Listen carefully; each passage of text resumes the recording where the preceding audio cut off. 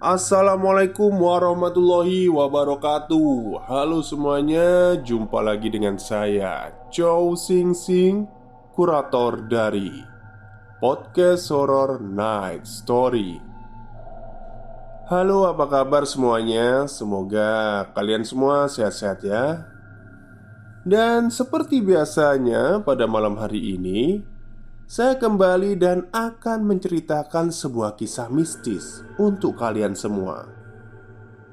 Kisah mistis kali ini datang dari seorang karyawan yang bekerja di Jakarta. Dan kemudian dia mengalami kejadian mistis saat dia ditugaskan di salah satu hotel yang ada di Kalimantan Barat. Seperti apa kisahnya? Mari kita simak. Namanya Ferdi. Kisah ini terjadi saat dia dinas di Pontianak, Kalimantan Barat.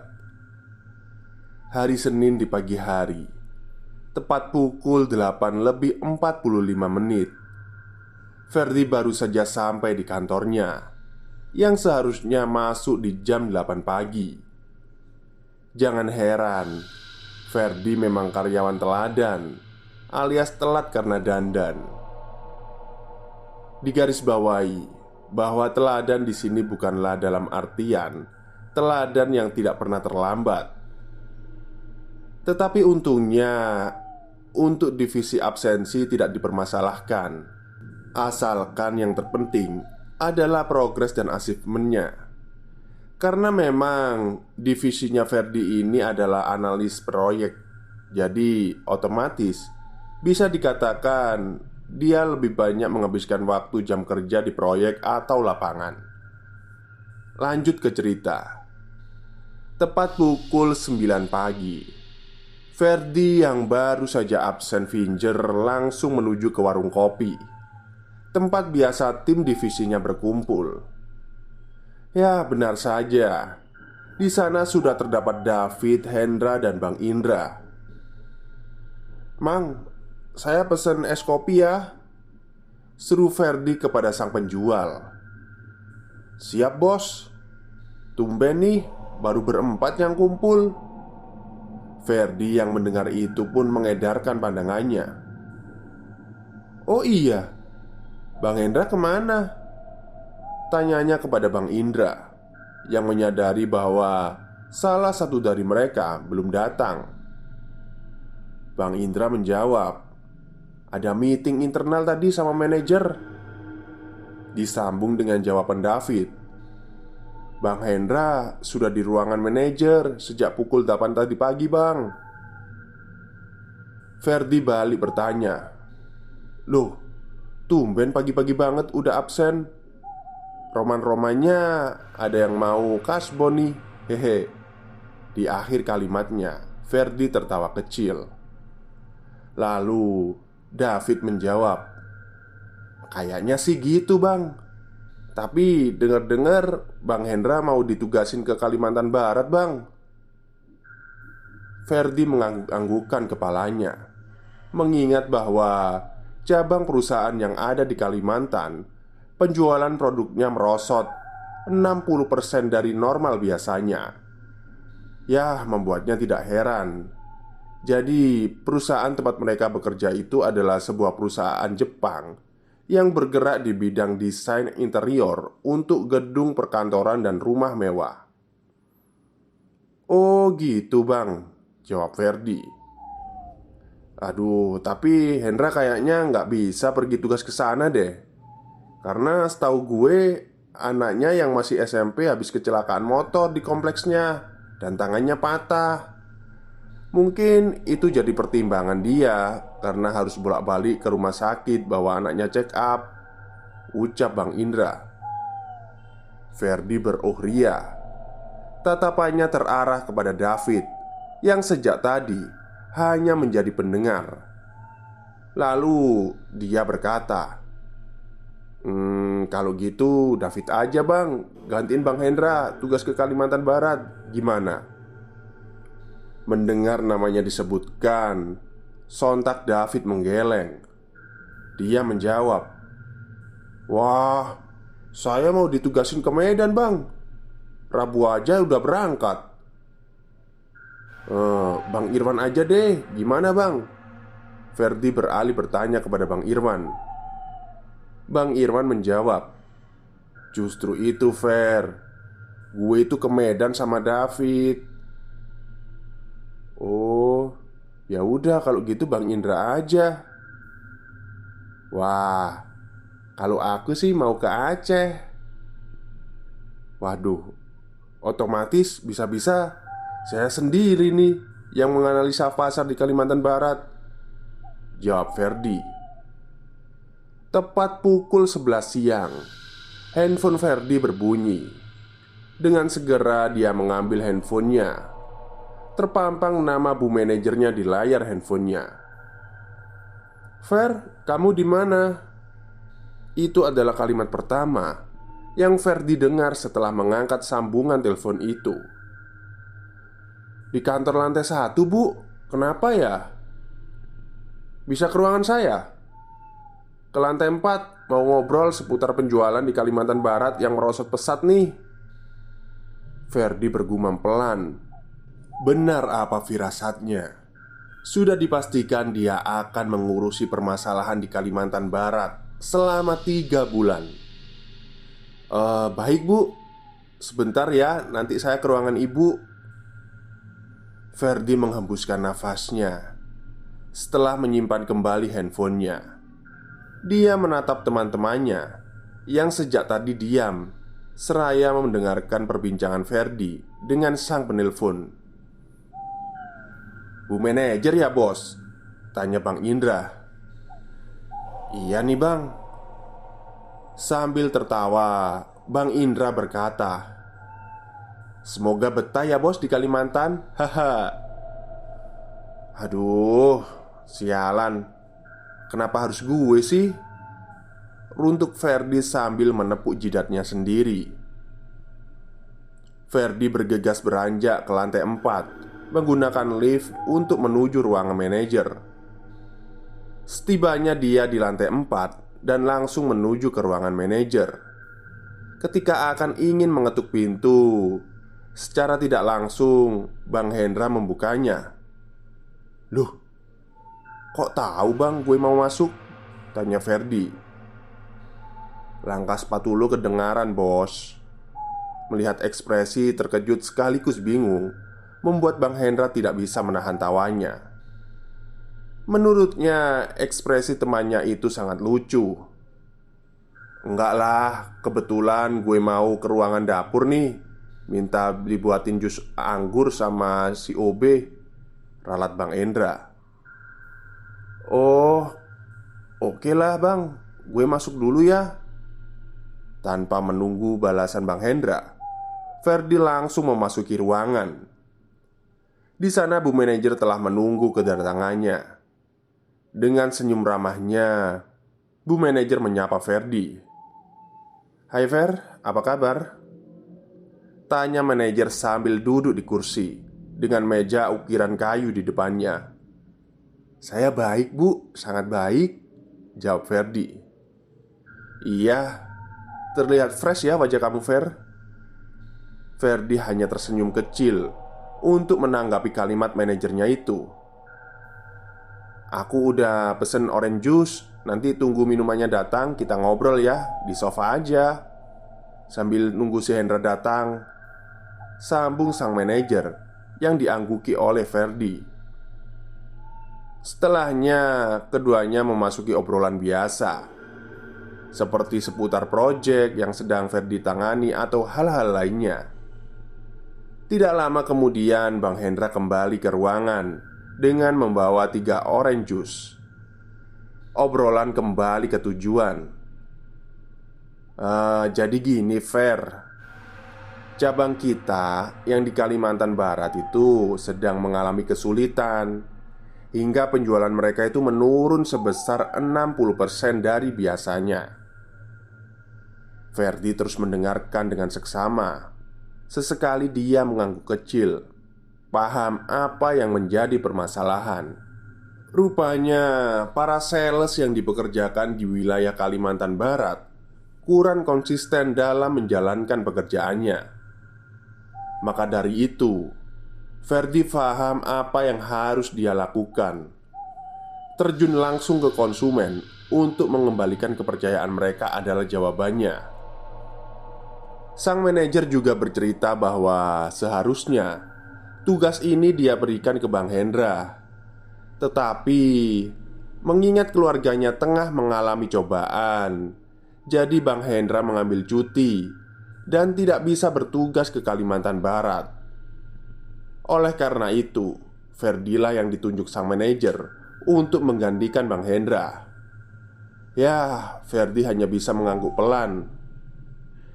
Nanti, selama di sana, kamu tinggal di Hotel Melati. Lokasinya tepat di tengah kota Kalimantan Barat. Dan ada satu unit Fortuner untuk akomodasi kamu di sana. Dan untuk yang lain-lainnya, nanti kamu bisa koordinasi dengan agen kita di sana. Singkat cerita, Ferdi sudah tiba di salah satu bandara di Kalimantan Barat.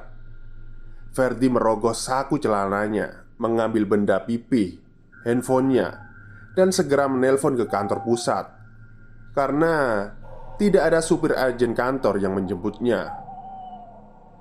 "Kamu langsung aja menuju ke hotel menggunakan taksi online ya," balas sang manajer di seberang telepon.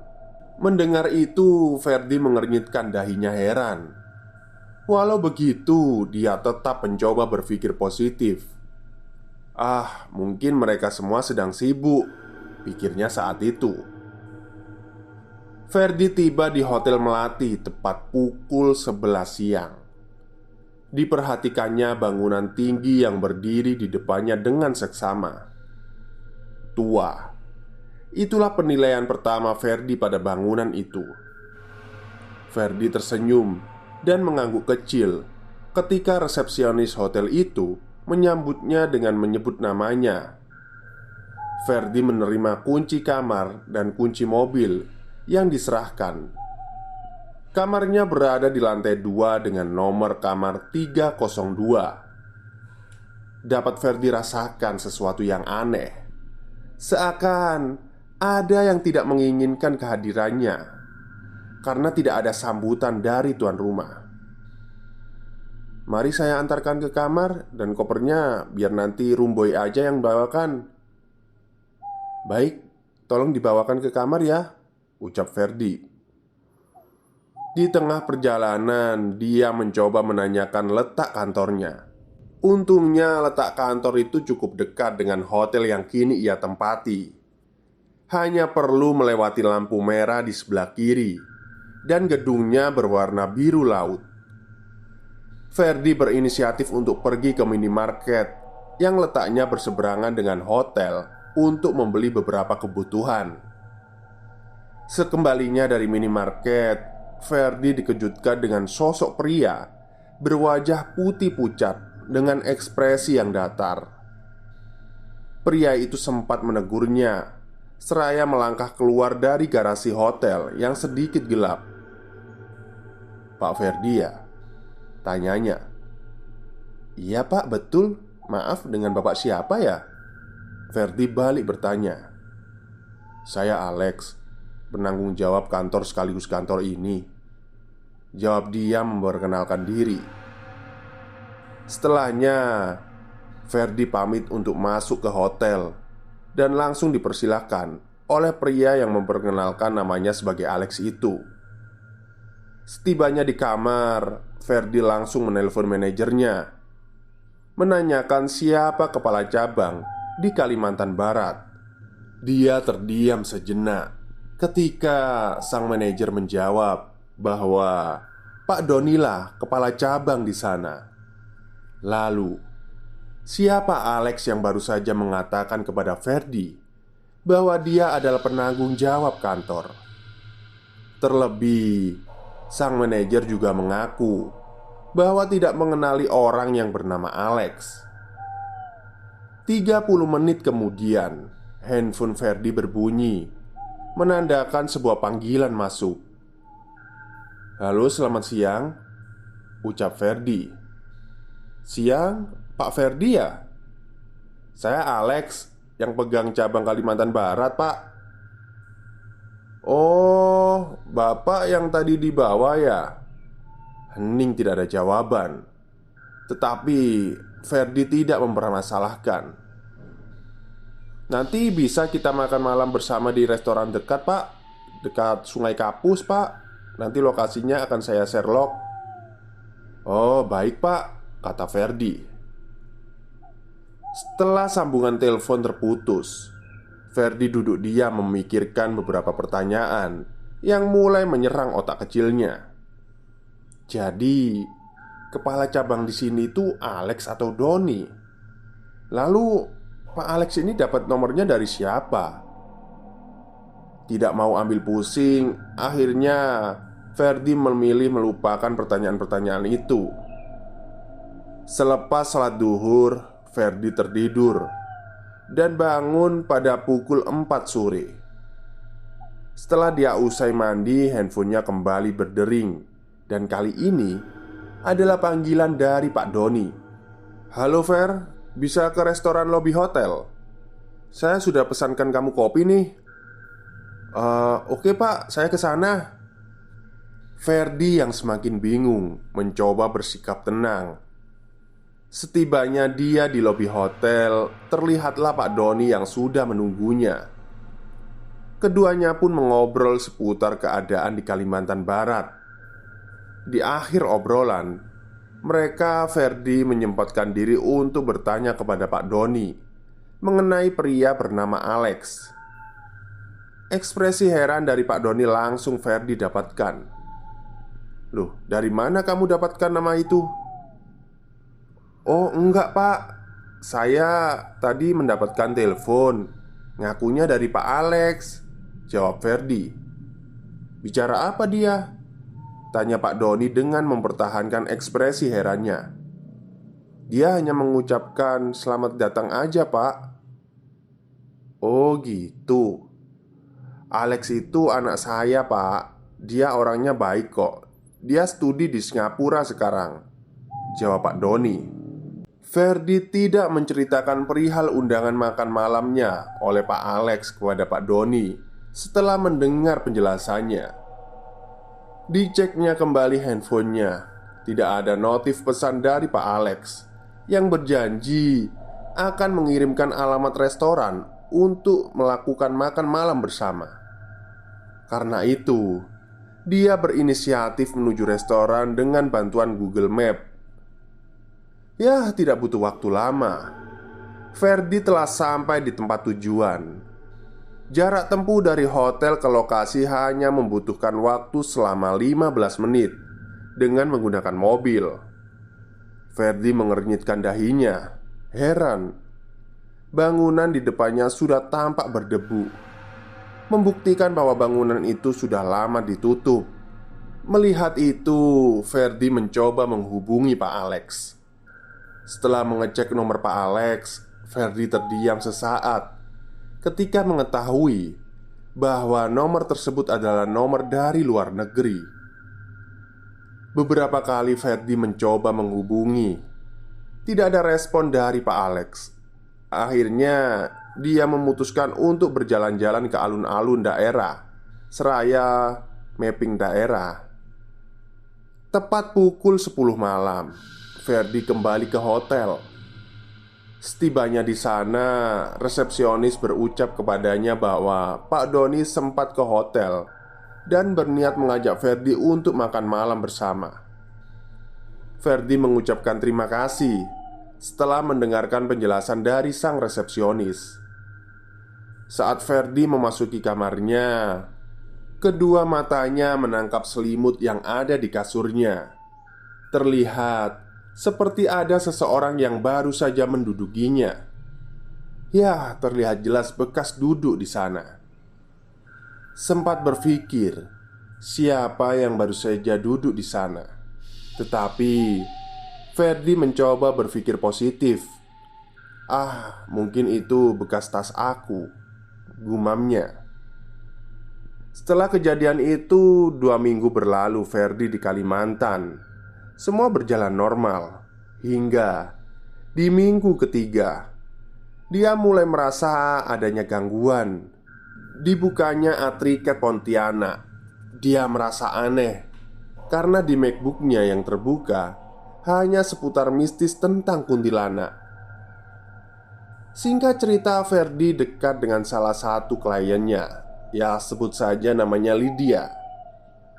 Tujuan Ferdi dekat dengannya hanyalah untuk bertanya seputar keanehan yang dia rasakan selama ini. Kebetulan Lydia ini adalah asli orang Kalimantan Barat. Setelah membahas soal pekerjaan dengan Lydia, Ferdi mencoba membuka topik obrolan seputar keanehan yang dia rasakan selama ini. Tetapi balasan Lydia hanya menyuruh Ferdi untuk berbanyak sholat sekalipun berada di kamar. Jangan pernah meninggalkan sholat 5 waktu. Lalu Lydia meminta izin untuk cek kamar Ferdi. Ferdi memberikan kunci kepadanya. Setelahnya Lydia naik didampingi resepsionis ke kamar Ferdi. Ferdi hanya menunggu di sofa lobi hotel sambil membuka MacBook-nya. Sekitar 30 menit, Lydia sudah selesai berkomunikasi dengan makhluk yang mendiami kamar 302. Kayaknya kamu pindah kamar aja deh secepatnya kalau bisa. Yang punya kamar itu tidak suka dan merasa terganggu karena itu tempat dia," ucap Lydia dari sana. Ferdi tahu bahwa kamar itu ternyata bekas almarhum anaknya Pak Doni yang meninggal kecelakaan pesawat. Ferdi tidak masalah apabila dia harus pindah kamar, dan tidak mungkin dia menanyakan perihal ini kepada Pak Doni karena takut menyinggung perasaannya. "Oke deh, thanks ya Lid," ucap Ferdi kepada Lydia. Akhirnya Ferdi pindah ke kamar 107 yang sudah disiapkan oleh pihak hotel. Letaknya tidak jauh dari lift dan lorong kamar lain. Setelah 3 hari dia pindah ke kamar 107. Lagi-lagi dia merasakan keanehan. Selepas pulang kerja dan masuk ke kamar, khususnya di kasur tercium bau bangkai. Sampai Ferdi merasakan mual karenanya. Ferdi memutuskan untuk menelpon resepsionis dengan maksud meminta ganti spray dan pengharum. "Loh, itu baru diganti loh pak siang tadi oleh kami. Coba sebentar kami cek ulang ya." Jawaban itu membuat Ferdi menghela nafas panjang. Aduh, ada apa lagi sih ini? Tidak lama kemudian datang petugas hotel dan berucap, "Heran ya pak, tadi siang baru saya ganti. Dan itu baru dari laundry hotel. Gak mungkin loh kalau sekarang udah bau pak." Ferdi menjawab, "Kurang kering mungkin waktu jemur, jadi bau demek." Setelah menggantikan spray, petugas hotel itu pamit. Lalu Ferdi mencoba untuk sholat maghrib. Tetapi ketika dia akan sholat, Ferdi melihat seperti ada bayangan wanita berambut panjang dengan gaun berwarna putih melayang ke arah kamar mandi. Ferdi tidak mempedulikan sosok kuntilanak itu. Hingga keanehan kembali muncul ketika tepat pukul 2 malam. Ferdi terbangun dan tidak bisa tidur. Dia mencoba untuk membuka jendela kamar hotel. Dia melihat ada sesuatu berwarna kuning kemerahan yang dia kira adalah sebuah lampu. Tetapi Ferdi dibuat terkesiap ketika sesuatu berbentuk bulat yang warna kuning kemerahan tersebut melesat dengan cepat dan menghantam kaca tepat di depan Ferdi berdiri. Ferdi yang tidak sempat menghindar hanya bisa menutup wajahnya dengan kedua tangannya. Setelah dirasa aman, Ferdi mencoba untuk mencari cahaya merah itu dengan menatap keluar jendela. Bahkan dia sempat turun ke bawah, ke depan hotel untuk mencarinya. Tetapi dia tidak bisa menemukan cahaya itu. Setelah itu Ferdi memutuskan untuk kembali ke kamar dan mencoba untuk tidur. Tetapi rasa takut mengalahkan rasa kantuknya. Dia tidak sanggup untuk melihat sesuatu yang tidak masuk akal. Ferdi berlari keluar kamar, lalu menuju ke lorong hotel dan duduk di sofa dekat lift hotel tepat pukul 3 dini hari. Dengan nafas yang terengah-engah, tiba-tiba lift hotel berbunyi, tanda ada yang mau turun dari lift. Setelah pintu terbuka, ternyata tidak ada satupun orang yang turun dan lift kembali tertutup. Seketika itu Ferdi mendengar seperti ada suara gendingan atau ada suara orang yang hajatan. Tiba-tiba saja Ferdi melihat banyak sekali sosok kuntilanak yang keluar dari kamar dengan cara menembus pintu. Beberapa sosok pocong keluar dari kamar gudang hotel dengan wajah hancur dan beberapa daging yang seperti akan terjatuh. Ada juga yang lidahnya menjulur keluar. Saking banyaknya, Ferdi tidak sempat menghitung makhluk-makhluk itu. Kedua mata Ferdi terbelalak ketika sosok-sosok mengerikan itu melayang ke arahnya. Ferdi yang ketakutan mencoba berlari menghindari makhluk-makhluk itu. Dia menaiki lift ke lantai 5, lalu naik tangga, hingga dia tidak sadar bahwa dia sudah berada di lantai 6, atau lebih tepatnya di atap hotel. Ferdi terus berdiri di tepian tembok atap hotel, lalu kembali berlari ke tepian atap hotel lainnya. Dia duduk sesaat untuk menetralkan detak jantungnya. Setelahnya kembali berlari. Dia melakukan semua itu di antara sadar dan tidak sadar, karena yang dia pikirkan adalah hanya bagaimana caranya dia menghindari dari kejaran para makhluk yang mengganggunya itu. Setelah 20 menit, Ferdi terduduk di tepian atap hotel. Dia kembali berlari menuju lift, hingga dia menemukan tangga darurat yang kebetulan berada di sampingnya. Dan kebetulan juga di samping tangga darurat itu terdapat sebuah pintu. Setelah dia membukanya, dia terus masuk dan mencoba bersembunyi. Bahkan Ferdi sempat naik dan masuk ke dalam plafon hotel hingga adzan subuh terdengar. Petugas hotel yang curiga pintu kamar Ferdi terbuka segera mengecek CCTV hotel. Dan barulah dia tahu kalau posisi Ferdi berada di gudang. Akhirnya tepat pukul setengah 6, Ferdi ditemukan di gudang, tempat penyimpanan barang tak terpakai di hotel itu. Ferdi dibawa ke lobi hotel karena dia yang meminta. Jujur saja dia masih takut dengan kamar itu. Dari lobi hotel, Ferdi dapat melihat jelas di lantai 2 yang langsung ke pintu kamarnya. Lampu di sana sedikit redup. Di sana Ferdi melihat sosok-sosok itu berdiri menatap. Ferdi hanya bergeming ketika melihat seseorang dengan santainya melewati makhluk-makhluk itu. Yang dapat Ferdi simpulkan bahwa ternyata orang itu tidak bisa melihat mereka, hingga orang itu turun dan bermaksud ingin check out ke resepsionis.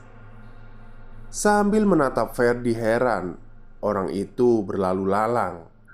Kemudian Ferdi menghampiri resepsionis dan menceritakan tentang apa saja yang dia alami.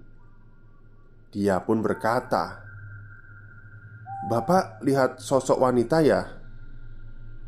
Sebelum dia lanjut berbicara, nampak kedua matanya menelisik ke setiap penjuru hotel. Sang resepsionis bercerita dengan nada pelan, "Dulu, di hotel ini dikelola oleh Pak Alex, anaknya Pak Doni. Dia itu merupakan anak sematawayang. Rupanya di kamar 107 yang sekarang Ferdi tempati, itu pernah ada yang bunuh diri di sana. Dan rupanya itu adalah istri dari Pak Alex sendiri. Awalnya mereka tinggal di kamar nomor 302. Tetapi karena kecelakaan pesawat dan Pak Alex dinyatakan meninggal karena pesawatnya tidak bisa ditemukan, karena istrinya itu tidak mau teringat akan suaminya, akhirnya istri Pak Alex ini meminta pindah ke kamar nomor 107. Namun, sebulan kemudian istri Pak Alex ditemukan meninggal gantung diri di kamar itu. Tetapi kejadian teror tersebut semakin menjadi. Ferdi yang melihat sosok mereka ketakutan dan memutuskan untuk bersembunyi di bawah meja resepsionis. Dia melihat semua makhluk itu berada di lantai bawah. Ferdi berlari menuju restoran hotel, bermaksud untuk bersembunyi. Tetapi dia malah melihat sosok-sosok itu keluar dari lorong dapur. Ferdi mencoba memberanikan diri untuk mendekati makhluk itu ke lorong restoran. Tetapi seketika itu juga makhluk-makhluk itu menghilang. Tepat pukul 10 pagi, Ferdi mencoba untuk menghubungi Lydia. "Halo, Lid, gue bisa minta tolong gak? Jemput gue sekarang di hotel. Gak usah banyak nanya, please. Cepet tolongin gue. Gue diteror sama makhluk itu. Bahkan mereka hampir aja bunuh gue." "Ah, oke. Sebentar, gue kesana ya sekarang," jawab Lydia. Tepat pukul 11, Lydia datang dengan mobilnya. Melihat itu, Ferdi langsung naik, bermaksud untuk menghindari makhluk-makhluk di hotel itu. Tanpa mandi dan baju masih kotor karena semalam diteror, dan berlari ke sana kemari, ke atap hotel, ke gudang, bahkan sampai ke plafon-plafon hotel yang sempit. Lydia membawa Ferdi ke daerah Kapus karena menurutnya Ferdi harus menyeberangi Sungai Kapuas melalui jembatan besar agar makhluk-makhluk itu berhenti mengikuti Ferdi. Setelah melewati jembatan itu, barulah Ferdi dapat bernafas lega. Diceritakannya apa yang dia alami kepada Lydia. Namun, seketika itu Ferdi melihat sosok lain, seperti anak kecil memakai pampers putih dengan wajah hancur, duduk di kursi belakang mobil, dan kuntilanak menggendong anaknya yang menangis. Ferdi terkejut ketika melihat makhluk itu yang mematahkan leher anaknya yang menangis itu. Dan seketika anaknya diam dan bersenandung kembali. Setelah minum ke air kelapa muda, Ferdi meminta Lydia untuk menghentikan mobilnya di sisi jalan karena dia merasa sesak. Lydia yang bingung hanya berteriak memanggil Ferdi dari dalam mobilnya, tetapi tidak dihiraukan oleh Ferdi. Ferdi terus berlari hingga menemukan sebuah gereja. Dia mencoba masuk dan minta pertolongan kepada petugas keamanan gereja itu. "Pak, saya boleh pinjam handphonenya, Pak, untuk telepon ke kantor?" Mengingat handphonenya yang saat itu dijadikan benda lemparan ke arah makhluk-makhluk yang berada di hotel, Ferdi sekarang tidak punya handphone. Setelah mendapatkan izin, Ferdi langsung mencoba menghubungi kantor pusat yang ada di Jakarta, tapi tidak ada respon. Akhirnya Ferdi memutuskan untuk pamit dari gereja dan berlari keluar menuju ke arah jalan raya. Di sana dia mencoba mencari pertolongan pada setiap orang yang dia lewati untuk mengantarkannya ke bandara.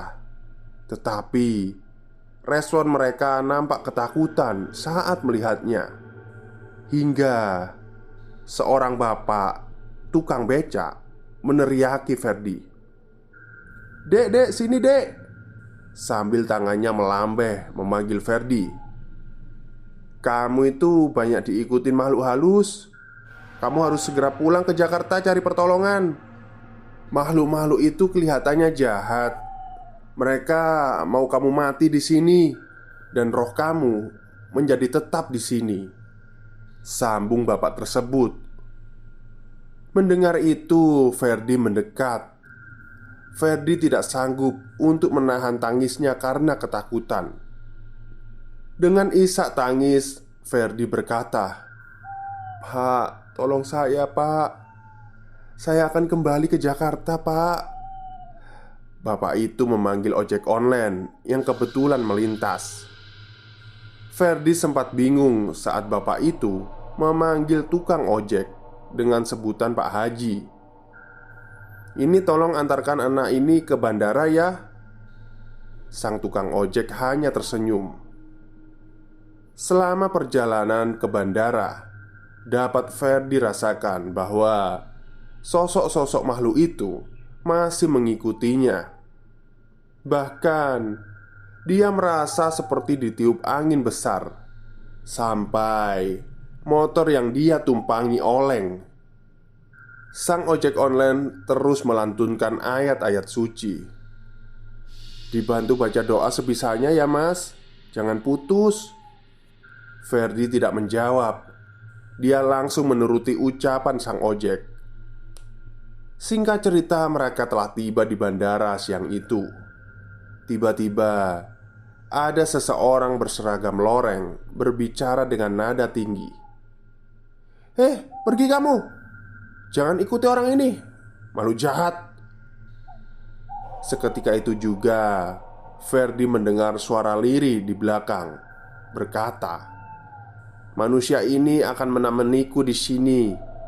Jangan kau coba untuk menghalangiku." Ferdi mendengar suaranya seperti kakek tua yang berkata, "Biarkan anak ini pulang, pergi kalian." Ferdi merasa di belakangnya seperti ada orang yang berkelahi. Tetapi ketika dia menengok, ternyata tidak ada siapa-siapa. Tidak lama kemudian, seorang tentara angkatan darat, petugas bandara, sebut saja namanya Bapak TNI, memberikan Ferdi segelas air minum. Bapak TNI itu menyuruh Ferdi untuk meminum dan mencuci mukanya dengan air yang sudah dibacakan ayat-ayat suci. "Kamu baik-baik aja kan mas?" tanya Bapak TNI itu dengan nada khawatir. Ferdi mengangguk pelan. "Waduh, banyak sekali makhluk yang mengikuti kamu. Bahkan ada satu makhluk kuat, yaitu Banaspati, yang mencoba membuat badanmu merasakan terbakar. Namun, untungnya ada sosok kakek bersorban putih yang terus berkelahi menahannya. Biasanya mas, orang yang kena Banaspati itu tidak akan selamat," ucapnya menjelaskan. Setelah Ferdi meminum air yang diberikan, dia merasa sedikit tenang. Setelahnya, Bapak TNI itu membantu Ferdi membelikan tiket pesawat untuk dia pulang ke Jakarta. Bahkan dia mengantarkan Ferdi sampai masuk ke duduk di pesawat. Bapak TNI itu juga berkata untuk berzikir dan memberikan nomor teleponnya. Dan berkata, setibanya Ferdi di Jakarta, Ferdi langsung menghubungi nomor itu. Katakan, pemilik nomor itu bisa membantu untuk membersihkan para makhluk halus yang mengikutinya. Ferdi pun mengucapkan terima kasih. Dapat Ferdi rasakan, semua penumpang pesawat menatap ke arahnya hingga sampai di Bandara Soekarno-Hatta. Ferdi langsung ke tempat pemesanan taksi. Setelah mendapatkan taksi, Ferdi meminjam handphone driver taksi untuk menghubungi nomor yang Bapak TNI berikan sewaktu menolongnya di Bandara Pontianak. Di situ Ferdi dibuat heran lagi ketika telepon itu terhubung dan lawan bicaranya langsung menjawab, "Mas Ferdi ya, yang ditolong oleh Pak Abdul, TNI Angkatan Udara di Pontianak itu?" Ferdi menjawab, "Iya Pak, betul. Langsung saja ke jalan yang saya kirim ya mas. Alamatnya Jakarta Barat." Baik Pak, maaf, saya mau manggil Bapak nanti siapa ya?" "Oh, saya Pak Bambang. Tanya aja kalau sudah dekat situ. Banyak yang kenal saya kok." Ferdi mengakhiri telepon itu dan taksi yang dia tumpangi menuju ke jalan Jakarta Barat sesuai arahan Pak Bambang tadi. Setibanya dia di rumah Pak Bambang, terlihat Pak Bambang langsung menggelengkan kepala seraya berkata, "Banyak sekali makhluk yang ikut dengan kamu mas. Untung saja pengawal kamu kuat." Setelahnya Pak Bambang menyuruh Ferdi untuk masuk.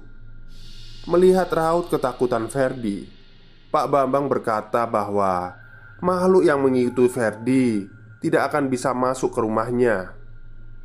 Ketika Ferdi masuk ke rumah Pak Bambang, dia merasakan ketenangan sampai dia tertidur karena tidak tidur sama sekali selama teror itu berlangsung. Sebangunnya Ferdi, dia merasakan badannya capek semua. "Capek ya mas, habis berpetualang dengan jin-jin itu," celetuk Pak Bambang sambil jarinya menunjuk ke arah depan pintu. Selanjutnya Pak Bambang langsung menyuruh Ferdi untuk minum air putih. Sebelumnya Pak Bambang mulai meruqyah Ferdi. Dia sempatkan diri untuk membuka mata batin Ferdi supaya dia bisa melihat para makhluk itu di luar rumah beliau. "Mas, apa makhluk itu mengejar mas itu dari Kalimantan?" tanya Pak Bambang sambil menunjuk ke arah luar rumahnya. Seketika itu Ferdi melihat banyak sosok, dari kuntilanak merah, terus ada pocong, pokoknya banyak deh. Lalu Ferdi melihat ada sosok tinggi berbulu hitam pekat dengan bola api melayang di atas kepala makhluk itu. Ferdi berucap, "Itu pak, api itu pak yang pertama kali aku lihat. Dan dia mencoba menyerangku." Pak Bambang menjawab, "Itu namanya Banaspati mas. Biasanya orang yang kena itu jarang sekali selamat. Tapi untungnya mas ini bukan keturunan orang biasa. Penjaga mas itu kuat, ahli agama. Perbanyaklah kirim doa untuknya." Ferdi tidak menjawab. Cukup dia sudah tahu sosok itu dari almarhum neneknya. Katanya sih, leluhur kakeknya itu berasal dari kerajaan Cirebon. Dan sekaligus beliau itu salah satu tokoh penyiar agama di kota itu. Selama proses ruqyah, Ferdi tak sadarkan diri. Dia hanya merasa jika dia saat itu berada di lorong panjang dan gelap. Dia terus berjalan menuju setitik cahaya putih di depannya. Dan seketika itu dia berada di ruangan yang putih berkilau dan bertemu dengan sosok kakek bersurban putih, lengkap dengan penutup kepala. Ya, seperti Wali Songo. Setelahnya dia langsung sadar dan berada di rumah Pak Bambang yang sedang mengucapkan alhamdulillah. "Alhamdulillah, mas sudah bertemu dengan leluhurnya mas. Salam ya mas dari saya," ucap Pak Bambang. Ambil hal positif dari kejadian ini. Ferdi yang bertamu lupa mengucapkan salam kepada makhluk tak kasat mata yang berada di hotel itu. Mungkin karena dia sangat excited dengan tugas kerja atau lelah atau berjuta pikiran yang dia pikirkan sejak awal keberangkatan, sehingga dia lupa untuk mengucapkan salam. Sekian sepenggal cerita dari pengalaman Ferdi. Terima kasih dan salam literasi. Baik, itulah akhir cerita dari Mas Ferdi yang ditulis oleh Rama Atmaja. Jadi, gimana ya kelanjutannya? Apakah Mas Ferdi ini dipecat dari kantornya? Oh enggak lah. Ya mungkin aja bisa alasan itu ya. Ya alasan diganggu itu. Jadi pihak kantor itu, kantor pusat yang ada di Jakarta bisa memaklumi. Oke, mungkin itu saja cerita dari saya pada malam hari ini. Kurang lebihnya saya mohon maaf. Wassalamualaikum warahmatullahi wabarakatuh.